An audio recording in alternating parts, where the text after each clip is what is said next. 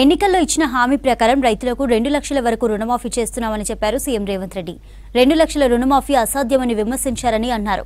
రుణమాఫీకి అర్హులైన ప్రతి రైతుకు న్యాయం చేస్తామన్నారు సీఎం. రుణమాఫీలో టెక్నికల్ సమస్యలు తీర్చేందుకు కలెక్టరేట్లలో స్పెషల్ డెస్క్లు ఏర్పాటు చేస్తున్నామని వివరించారు సీఎం. 6,80,000 మంది రైతులను రుణ విముక్తులను చేశామన్నారు ముఖ్యమంత్రి.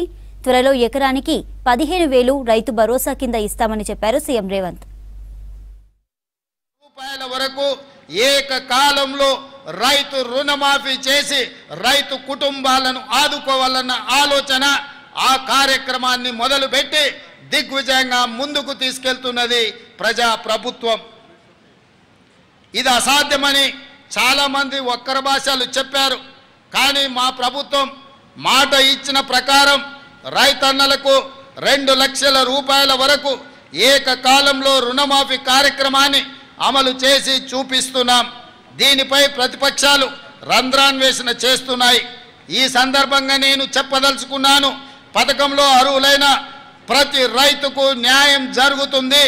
సాంకేతిక కారణాలతో ఎక్కడైనా చిన్న ఇబ్బందులు వస్తే వాటిని పరిష్కరించే బాధ్యత ప్రజా ప్రభుత్వం తీసుకుంటుంది, వ్యవసాయ శాఖ తీసుకుంటుంది. కలెక్టర్ కార్యాలయాల్లో ప్రత్యేకంగా కౌంటర్ ఏర్పాటు చేసి ఈ సమస్యల మీద వచ్చే రైతులను వాళ్ళ సమస్యలను తెలుసుకొని పరిష్కరించే బాధ్యత తెలంగాణ రాష్ట్రంలో ఉన్న అన్ని జిల్లా కలెక్టర్లకు ఆదేశాలు ఇవ్వడం జరిగింది. తొలి దశలో 1 లక్ష రూపాయల వరకు ఉన్న రుణమాఫీ సొమ్ము 6,035 కోట్ల రూపాయలను జూలై 18న నేరుగా రైతు ఖాతాలలో ప్రభుత్వం జమ చేసింది. దీనివల్ల 11,34,000 మంది రైతన్నలు రుణ విముక్తి పొందారు. రెండో దశలో 6,190 కోట్ల రూపాయలను జూలై 30న నేరుగా రైతు ఖాతాలలో ఈ ప్రభుత్వం జమ చేసింది.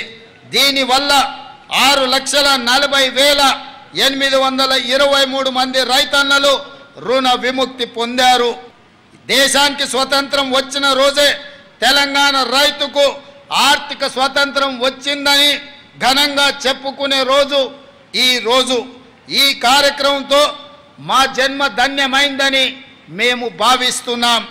అర్హులైన రైతులందరికీ రైతు భరోసా పథకాన్ని ఎకరానికి 15,000 రూపాయల చొప్పున అందించాలన్నది మా ప్రభుత్వం యొక్క సంకల్పం.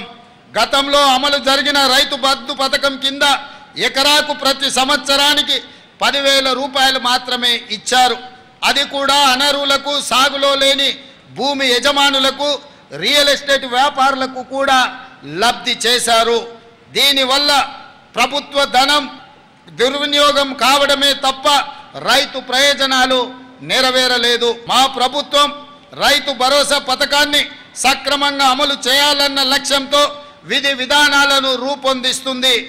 దీనికోసం ప్రభుత్వం మంత్రివర్గ ఉపసంఘాన్ని నియమించింది. ఈ ఉపసంఘం రాష్ట్ర వ్యాప్తంగా పర్యటించి రైతులు, రైతు కూలీ సంఘాలు, అదేవిధంగా మేధావుల నుంచి అభిప్రాయాలను సేకరించింది. వాటిని పరిగణలోకి తీసుకొని విధి విధానాలు రూపొందించి త్వరలో రైతు భరోసా పథకాన్ని ప్రారంభించుకోబోతున్నామని తెలియజేయడానికి నేను చాలా సంతోషిస్తున్నాను. అదేవిధంగా మిత్రులారా, రైతుల పాలిట శాపంగా మారిన ధరణి సమస్యలపై మా ప్రభుత్వం ప్రత్యేక దృష్టి సారించింది. ధరణి అమలులో అవకతవకలు, లోపభూయిష్ట విధానాల కారణంగా రైతులకు ఎంతో కష్టం కలుగుతుంది. ధరణిలో అనేక అవకతవకలు జరిగినట్టుగా గుర్తించాం. ధరణి సమస్యల పరిష్కారానికి 2024 మార్చి 1 నుండి 15 వరకు స్పెషల్ డ్రైవ్ నిర్వహించాం. ధరణిలో సమస్యల పరిష్కారం చేయలేని ఉంటే సదరి దరఖాస్తులను తిరస్కరిస్తే దానికి గల కారణాలను తప్పకుండా నమోదు చేసేలా ప్రభుత్వం చర్యలు చేపడుతుంది. పెండింగ్లో ఉన్న ధరణి దరఖాస్తులను తక్షణం పరిష్కరించాలని కలెక్టర్లకు ఆదేశాలు ఇచ్చాం.